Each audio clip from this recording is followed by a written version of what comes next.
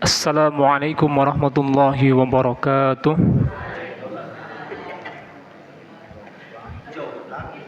Alhamdulillahilladzi arsala rasulahu bil huda wa dinil haqq liyudhhirahu 'ala ad-dini kullihi wa kafaa billahi shahida.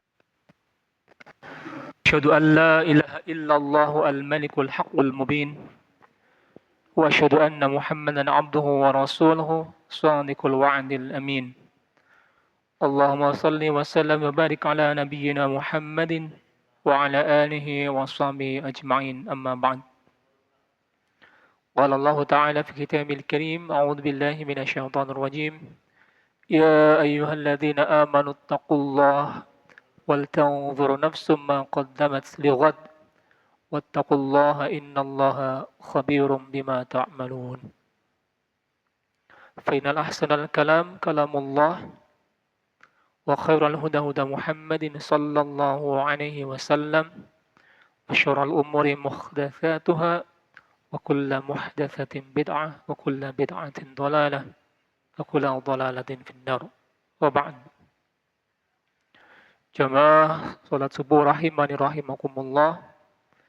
Tidak ada kata yang pantas kita ucapkan selain syukur alhamdulillah kepada Allah Subhanahu wa taala yang telah memberikan kita banyak kenikmatan sehingga pada kesempatan kali ini kita masih bisa menemui bulan Ramadan, dan semoga kita bisa mengisi amaliyah di bulan Ramadan ini dengan semaksimal mungkin sebagai bekal kita menghadap Allah Subhanahu wa taala. Allahumma amin. Salam dan salam semoga kepada Nabi Allah Muhammad sallallahu alaihi wasallam, kepada para keluarga, kepada para sahabat, dan kepada para pengikutnya yang senantiasa istiqamah mengikuti sunnah-sunnahnya, dan semoga kita termasuk di dalamnya. Allahumma amin. Jemaah salat subuh rahimani rahimakumullah, di antara kita mungkin sudah ada yang menemui bulan Ramadan 60 kali, 70 kali, 40 kali, 30 kali, 20 kali mungkin, atau mungkin 10 kali. Nah, kira-kira dari sekian puluh tahun Ramadan ini, sebenarnya apa sih yang sudah kita dapatkan gitu? Ya. Senang. Ya. Selain itu, ya, alhamdulillah, karena kalau tidak ada Ramadan, bagaimana kita akan mengumpulkan amal kita? Gitu. Di mana amal akan dilipat gandakan pahalanya. Ya. Sedangkan kalau di hari-hari biasa kita berbuat dosa, dosa kita terus bertambah, amalan kita belum tentu bertambah di hari itu. Ya. Dengan adanya bulan Ramadan ini adalah kesempatan untuk meningkatkan bekal kita untuk menghadap Allah Subhanahu wa taala. Kalau kita dasarkan kepada dalil Al-Qur'an berkaitan dengan ayat-ayat puasa, paling tidak ada 3 hal yang seharusnya kita dapatkan setelah Ramadan ini. Ayat pertama di surat Al-Baqarah ayat 183 yang sudah kita hafal semuanya. Di akhir ayat berbunyi la'allakum tattaqun, agar kita menjadi orang bertakwa. Jadi tujuan ibadah puasa dan ibadah yang lain muaranya adalah takwa. Bertambah ketaatannya dan berkurang dosa-dosanya, seperti itu. Ini yang pertama. Kemudian yang kedua, di surat Al-Baqarah ayat 185. Tujuan ibadah puasa yang kedua adalah la'allakum tashkurun, supaya kita jadi hamba yang semakin bersyukur kepada Allah Subhanahu wa taala. Ya, kita dapati mungkin di luar sana, di sini sepertinya sih tidak ada ya. Saudara-saudara kita yang masih kekurangan. Nah, ini adalah cara kita mensyukuri nikmat itu. Bisa jadi luar sana Beberapa masjid sekarang untuk buka puasa bersama membludak sampai kekurangan. Nah, contoh Masjid Fatimah Zahra yang biasa 1.500 porsi sekarang 2.000, itu juga masih kurang.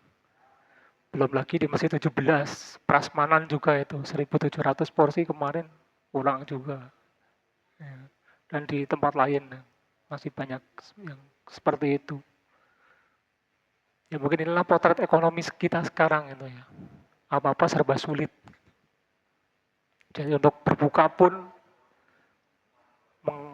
uh, saudara-saudara kita masih bergantung kepada masjid-masjid besar. Gitu. Alhamdulillah di sini tidak ada. Atau mungkin akan diadakan lain kali untuk buka bersama warga. Seperti di Masjid Jogokarian itu 3.500 porsi. Saya sempat ikut sekali dulu.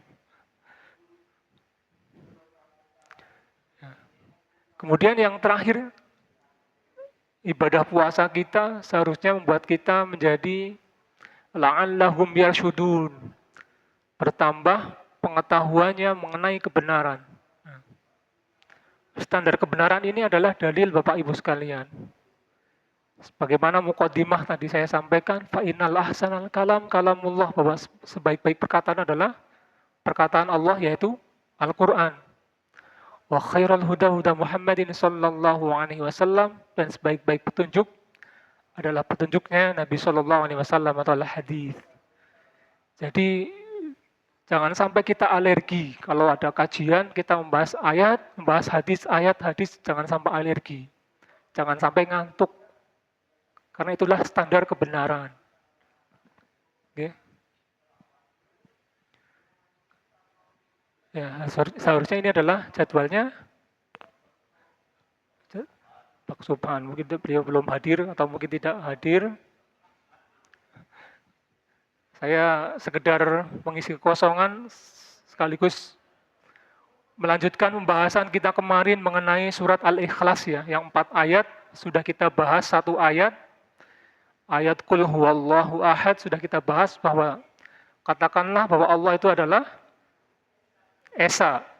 Maksudnya adalah Esa dalam zatnya, Esa dalam rububiyahnya, Esa dalam uluhiyahnya, dan Esa dalam asma wa sifatnya.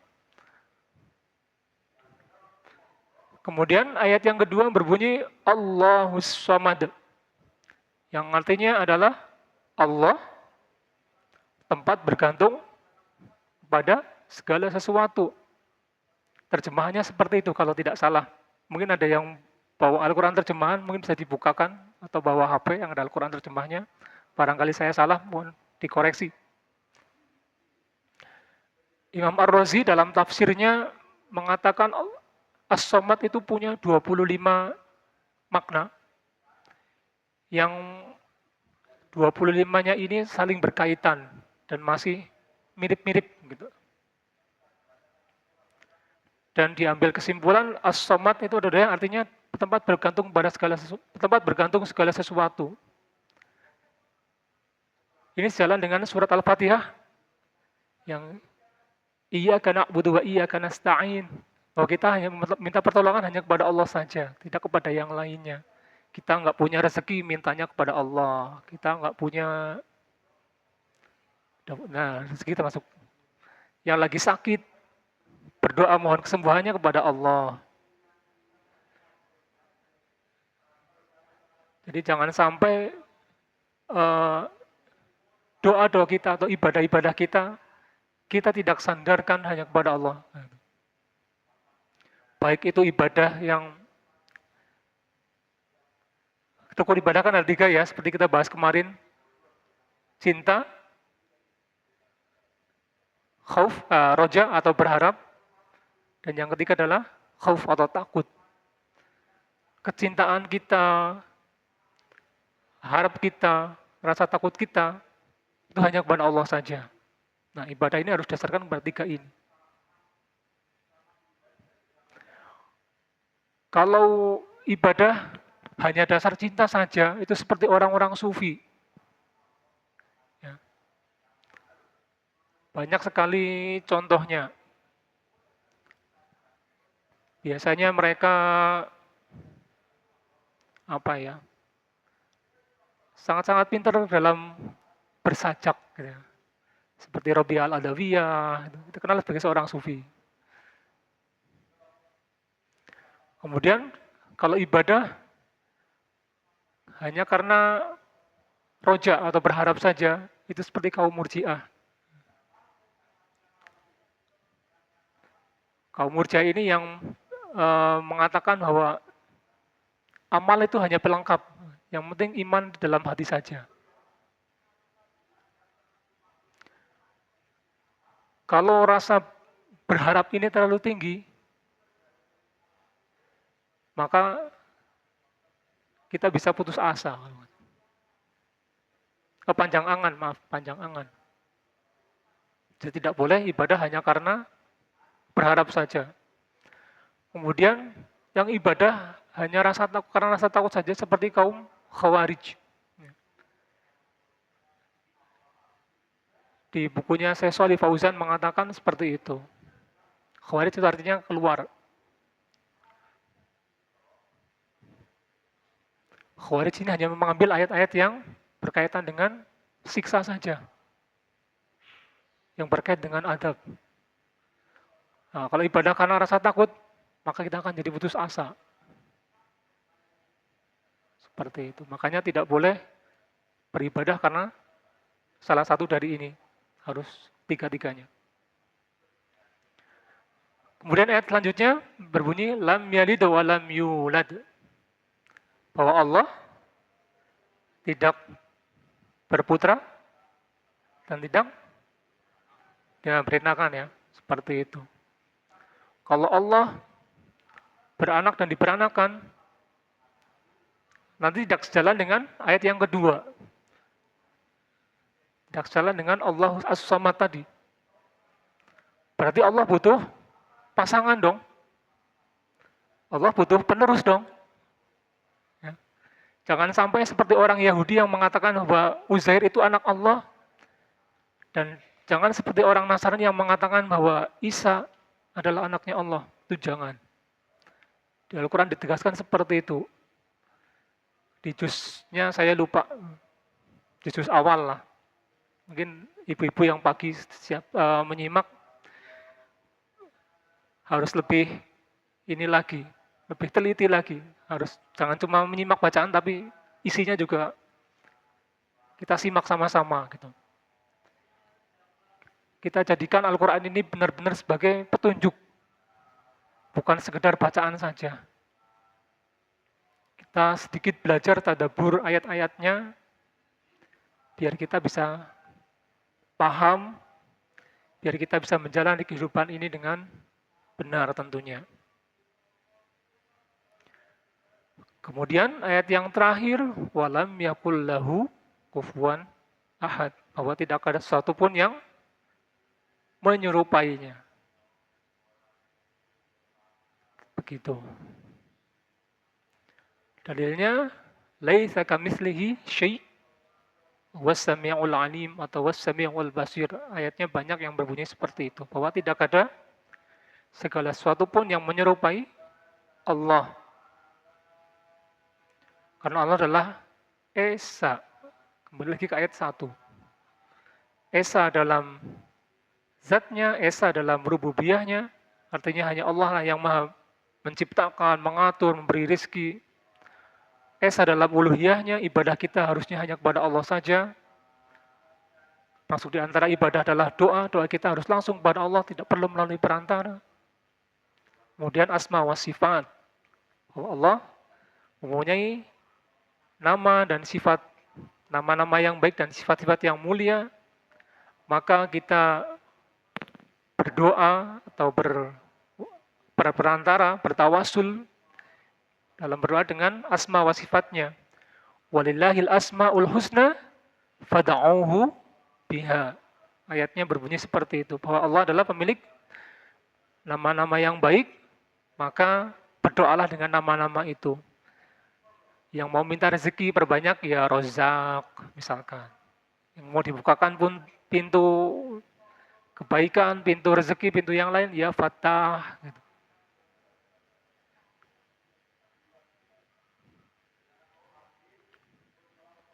Demikian Bapak Ibu yang dapat kami sampaikan, semoga ada manfaatnya. Mungkin bisa selanjutnya kita diskusi, nih. Diskusi, barangkali ada yang mau kita bisa didiskusikan, monggo.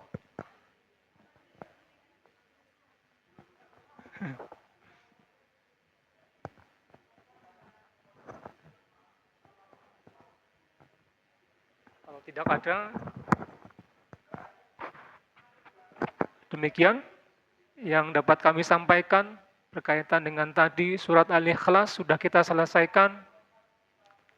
Tadabbur ayatnya semoga semakin menambah keimanan kita karena isi surat Al-Ikhlas adalah berkaitan dengan tauhid. Nah, salah satu tujuan berpuasa la'allahum yarsyudun, kita mendapatkan pengetahuan yang benar mengenai akidah atau tauhid. Jangan sampai tauhid kita salah. Okay.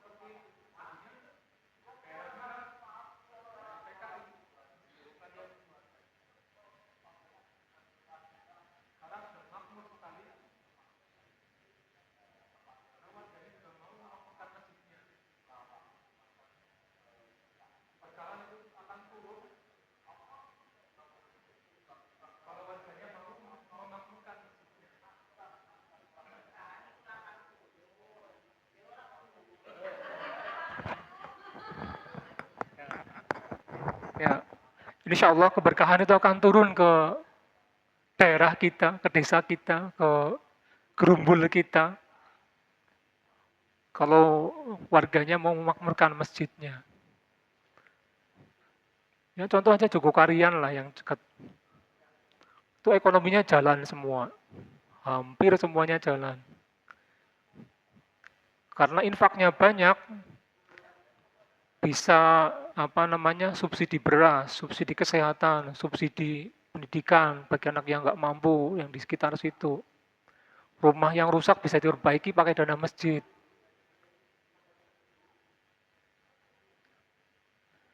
Sebenarnya secara fasilitas kalau masjid ini sudah cukup luar biasa, sudah karpet semua, padang, kipas angin ya nyala kabeh,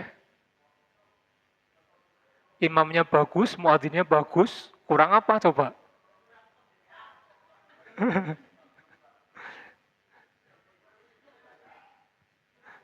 Sebenarnya sudah cukup. Kalau warganya mau memakmurkan masjid, insya Allah masjid mau membuat program-program yang memberdayakan warganya. Insya Allah. Begitu Pak Ketua Takmir.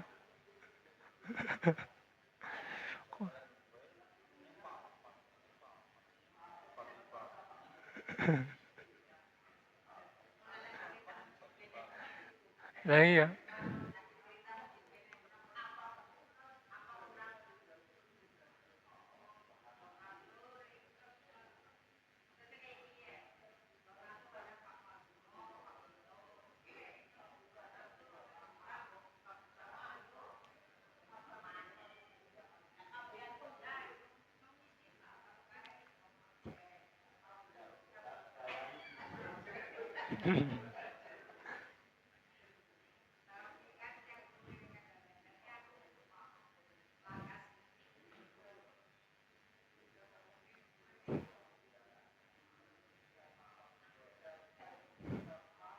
Ya.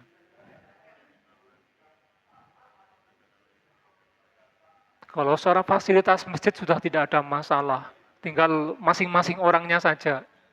Monggo yang ibu-ibu mengajak bapaknya, iya. Yang bapak mengajak anaknya, ya. Monggo.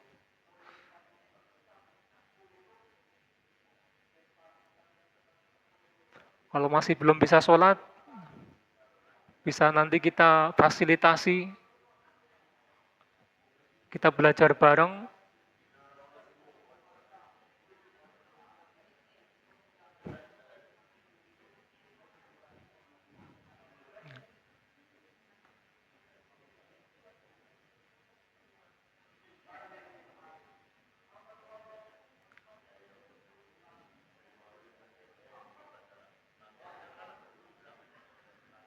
Hmm,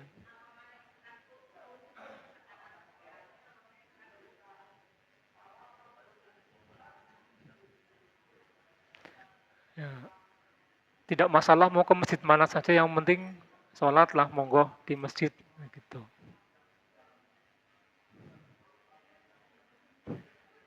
Monggo, ada yang lain?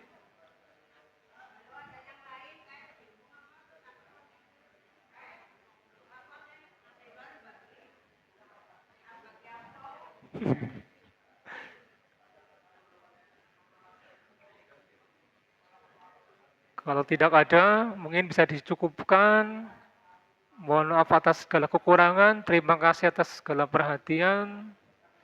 Kita tutup dengan doa kafaratul majelis. Subhanakallahumma bihamdika. Asyhadu an la ilaha illa anta astaghfiruka wa atubu ilaik. Wassalamualaikum warahmatullahi wabarakatuh.